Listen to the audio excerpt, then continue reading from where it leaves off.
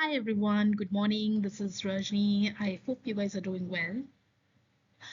So, guys, I've been on a bit of a journey lately exploring different landscapes, not of places, but of perspectives. And in that exploration, I stumbled upon a map that has fundamentally changed how I navigate my own inner world. So today I'm going to talk to you about an interesting book by Sadhguru titled as Mind is Your Own Business. And guys, I have to say that I've read a fair bit of books on this topic, but I have not found the one that explains the mind's little games quite like this one. So it talks about that non-stop inner chatter, the whole circus of thoughts and emotions that can sometimes feel utterly chaotic. And the most fascinating part, how this same mind can give us the most beautiful and the peaceful experiences, and in the next moment it can become the absolute misery producing machine. So if you've ever wondered, why does my mind do this to me? This book is going to be a game changer. Okay, so three interesting key takeaways from this absolute incredible book. The first one is really about the meditation. Yes, we think of meditation as a way to relax and de stress, which of course it is, but this book frames it a little differently.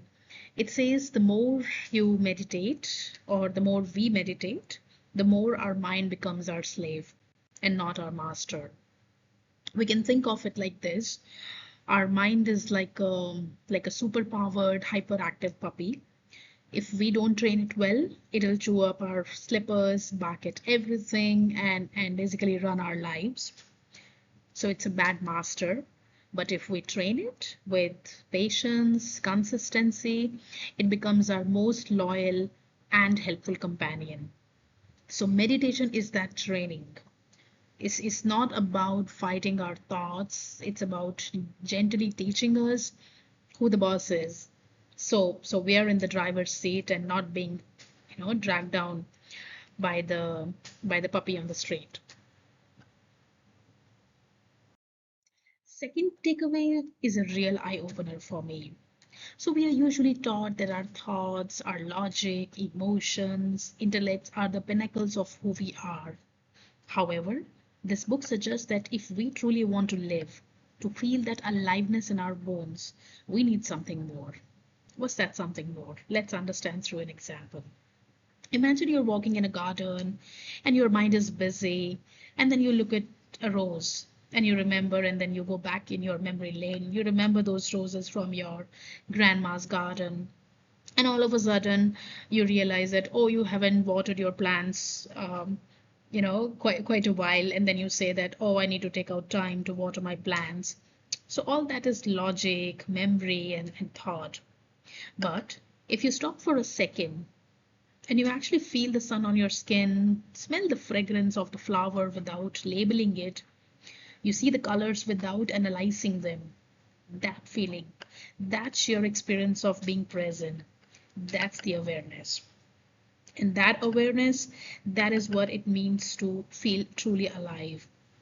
It's a dimension of our life that exists beyond the chatter in our heads. Okay, coming down to the third key takeaway is something that I find incredibly hopeful, is that our mind is not set in stone. It's not rigid. It's a fixed thing. It's fluid, like water. And I mean, we all know water has no shape of its own, right? It takes the shape of the cup, the cup that we pour it into. If we pour it into a tall glass, it's tall. Into a shallow bowl, it's wide. And our mind is the same. We can shape it.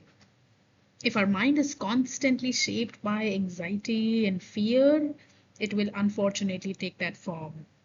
But if we consciously pour it into a container of calm or focus or joy, it will learn to take that shape instead. So the great thing is, regardless of the situation that we are in, we are not stuck. We have the power to reshape our inner world.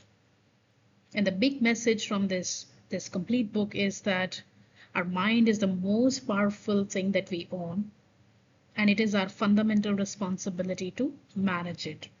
Because if we don't manage it, it will start to happily manage us. And we know that mind is the greatest slave, but a bad master. All right, that's all for today. So, if you really want to understand the circus of the mind, go grab this book. It is also available on Kindle Unlimited edition. And as I had shared in one of the other videos, Kindle Unlimited subscription is something that you get in 169 bucks for a month. So go grab it up, and I'd love to hear your thoughts. What do you think about this book, and what are the key takeaways that you've got from this book? Okay, that's all for today. Thank you very much. Don't forget to like, share, and subscribe to my channel, guys. Thank you very much. Bye for now.